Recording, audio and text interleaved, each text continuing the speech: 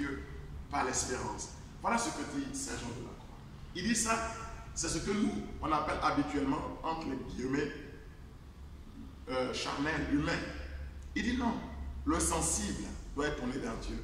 Mais il dit en même temps que l'âme humaine, si elle est sensible, elle est aussi spirituelle.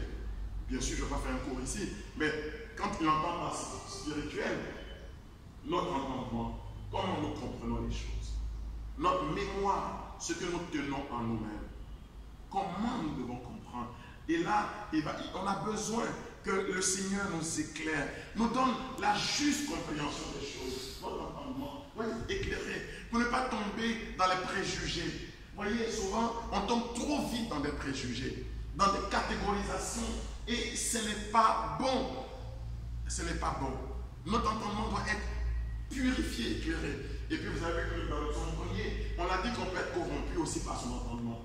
Souvent on écoute des gens qui dans la vie ne font que calomnier les autres, qui dans la vie ne font que médire sur les autres. Leur compagnie est nocive pour nous.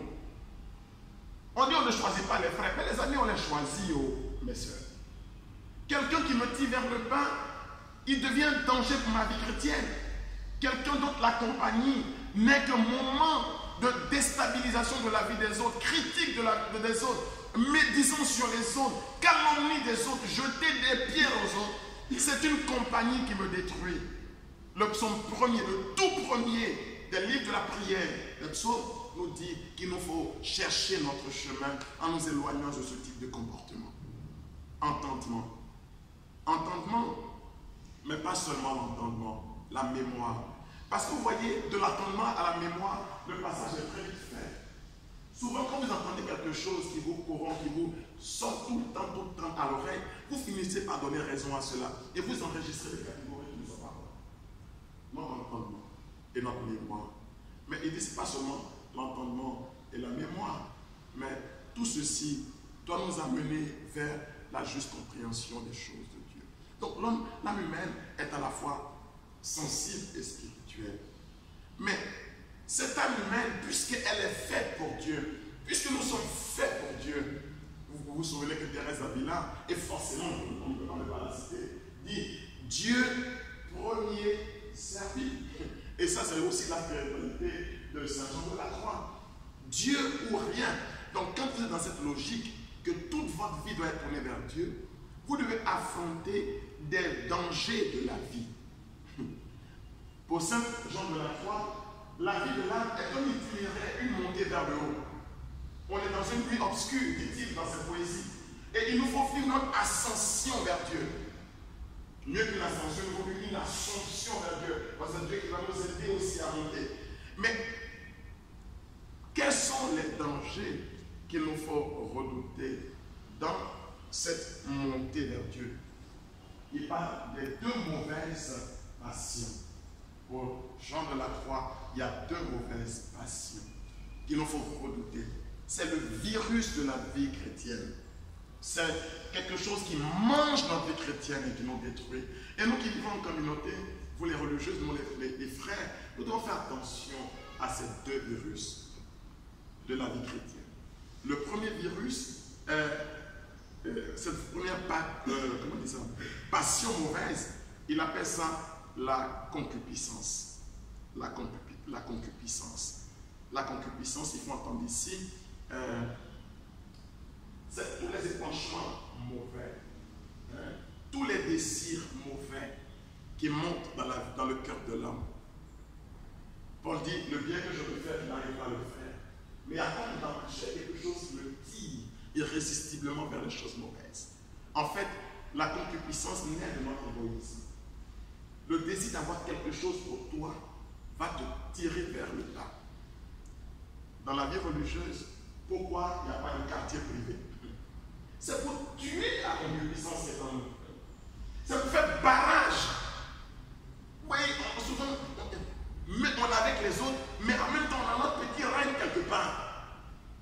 L'homme a cette tendance à avoir son petit règne, même quand il est avec tout le monde.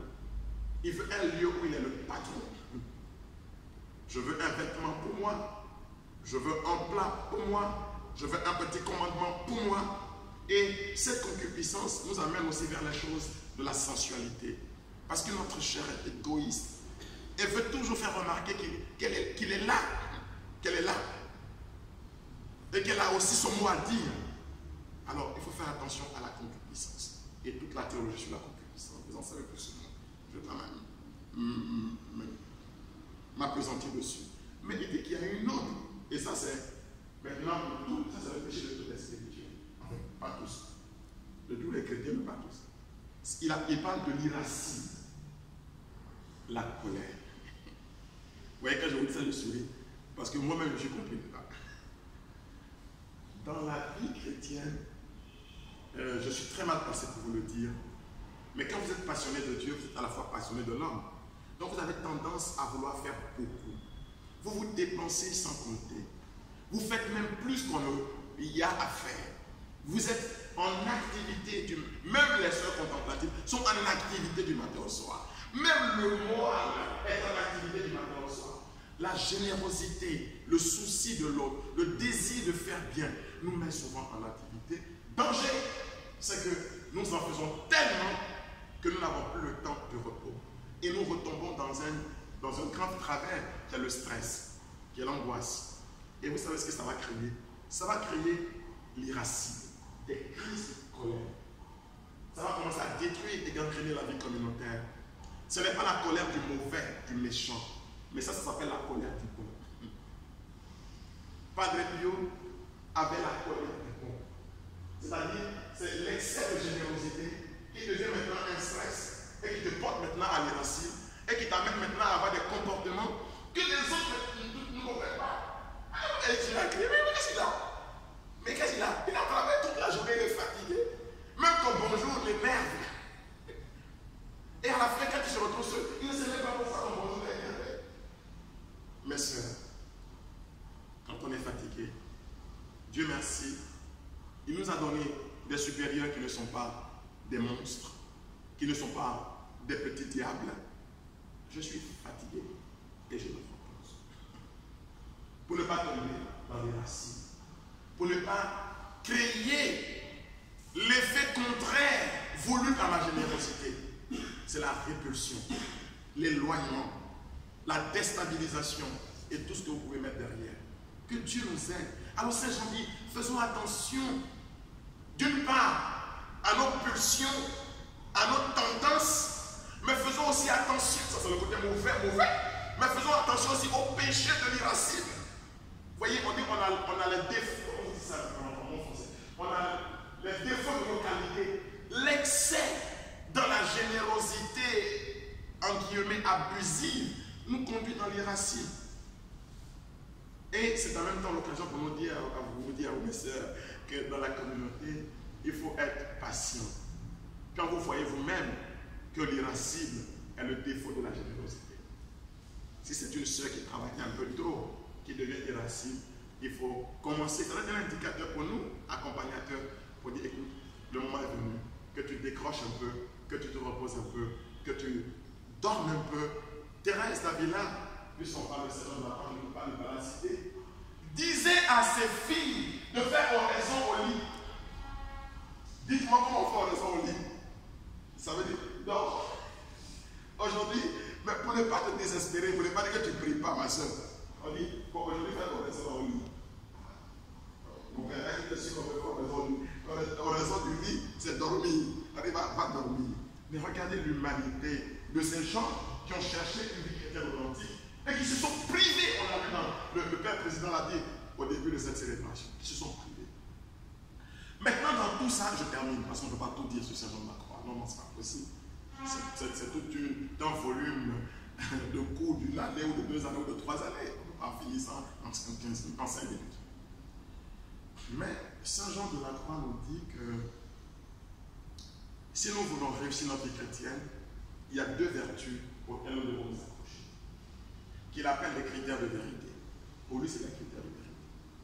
Si vous n'avez pas ça, il n'y a pas la vérité chez vous. Donc vous pouvez dire que votre discours est rigoureux, rencontre des faits, mais ce n'est pas la vérité au Saint Jean de la Croix.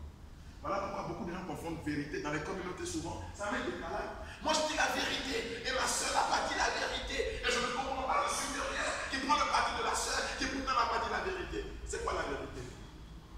La vérité, ce n'est pas que ce que tu as dit là, c'est ce qui s'est passé. La vérité chrétienne va avec amour. C'est-à-dire, même si tu racontes les faits comme ça s'est passé, mais que tu les racontes avec colère et avec souci d'écraser ta soeur, ce n'est plus la vérité. Ce que tu as dit, c'est ce qui s'est passé, mais ce n'est pas la vérité. Ce n'est pas la vérité.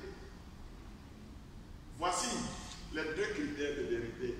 Et ça laisse à que. Si on pouvait l'écrire même devant nos portes, les deux critères de vérité chez Saint Jean de la Croix. Vous, mes soeurs qui êtes un peu carmélitains dans le sang, voici les deux critères de vérité. Saint Jean de la Croix dit que la vérité, c'est quand il y a humilité et charité. Là où il y a humilité et charité, pour Saint Jean de la Croix, voici le critère de la vérité. Si je dis quelque chose, même comme il s'est passé, avec arrogance, ce n'est pas la vérité. Donc je peux être étonné qu'on ne me supporte pas. Je vais appeler tous les témoins de la terre qui vont dire oui, ça s'est passé comme ça. Mais ce n'est pas la vérité. Amour et vérité se rencontrent. C'est-à-dire que c'est deux faces de la même pièce. Justice et paix s'embrassent. C'est deux faces de la même pièce. Si je prends un pan et que je laisse l'autre, je ne suis plus dans la vérité. Alors que l'Eucharistie de ce jour, qui nous fait participer à la vie de la grâce, Saint Jean de la Croix dit que pour participer à la vie de la grâce, il faut que l'âme humaine marche sur trois paliers. Premier palier, il dit c'est la purification. Nous appelons ça la conversion. Et c'est le temps de l'Avent, c'est le temps de la conversion. Du mauvais devenant bon. C'est ça la purification. Il dit après la purification, il y a l'illumination, il y a la contemplation. C'est la conversion du bon. Parce que le bon, parfois, il pense qu'il est arrivé. Il n'est pas arrivé. Saint Jean de la Croix dit quand tu es bon, ce n'est qu'un premier pas. Mais un deuxième pas à faire, il faut devenir parfait. Donc, il y a deux conversions pour Saint Jean de la Croix. Il y a la conversion du mauvais, il devient bon. Et il y a la conversion du bon, il doit devenir parfait. Donc, tout ça, ça s'appelle conversion. Tu ne bois plus, mais tu critiques. Tu n'es pas converti. Tu ne critiques plus, mais tu laisses faire les autres, tu n'es pas généreux. Tu n'es pas converti. Tu as passé des étapes dans le processus de la conversion. Du mauvais que tu étais, tu es devenu à peu près bon. Mais du à peu près bon que tu es, tu dois devenir à peu près parfait. Purification, contemplation, par le moyen de la contemplation, apprendre à demeurer dans le temps, rester dans le temps de contemplation, c'est-à-dire l'apprentissage de la vertu. Avant, tu étais dans la vice. Tu as quitté la vice. Mais tu dois être dans l'apprentissage, à l'école de sa parole. L'apprentissage de la vertu. Et là maintenant, tu arrives dans l'union divine, ce qu'il appelle la vie parfaite, la perfection chrétienne. Alors je disais que la participation à l'Eucharistie, c'est ce processus. Je ne sais pas si vous avez remarqué. Premièrement, rite pénitentiel. Du mauvais, je deviens bon. Deuxièmement, liturgie de la parole. Mieux encore. Troisièmement, communion au corps, vie unitive. La parole par l'Église. Donc dans la communion d'aujourd'hui, demandons au Seigneur de reverser dans nos cœurs un peu des sentiments de son propre cœur pour que nous ressemblions un tout petit peu, au moins dans notre désir, à Saint Jean de la Croix qui nous a proposé comme modèle aujourd'hui, pour la grâce de Dieu qui vit et règne pour les siècles et les siècles.